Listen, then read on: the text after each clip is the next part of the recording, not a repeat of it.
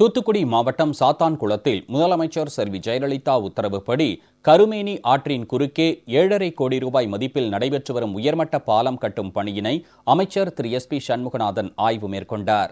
தூத்துக்குடி மாவட்டம் திருவைகுண்டம் தொகுதியில் உள்ள சாத்தான்குளம் கருமேனி ஆற்றின் குறுக்கே சிதிலமடைந்த நிலையில் காணப்பட்ட தரைமட்ட பாலத்தில் ஒரு வழியாக மட்டுமே வாகனங்கள் செல்லும் நிலை இருந்து வந்தது.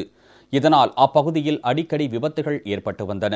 மேலும் மழைக்காலங்களில் பாலம் நீரில் மூழ்கி போக்குவரத்து தடைபட்டு வந்தது.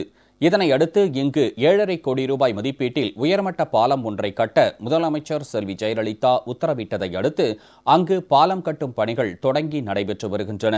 இப்பணிகளை அமைச்சர் திரு SP சண்முகநாதன் நேற்று நேரில் பார்வையிட்டு ஆய்வு செய்ததுடன் பாலம் கட்டும் பணியினை விரைந்து முடிக்க அதிகாரிகளை அறிவுறுத்தினார்.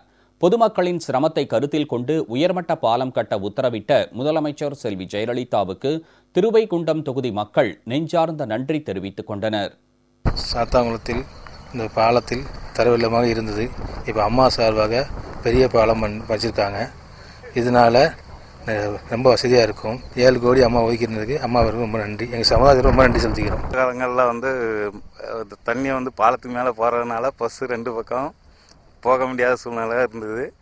இப்போ அந்த பாலத்தை சரி கட்டதுக்கு 7 கோடியில் அம்மா அவர்கள் பாலத்தை போடுறதுக்கு அனுமதிச்சிருக்காங்க. அம்மாவுக்கு மிக்க நன்றி.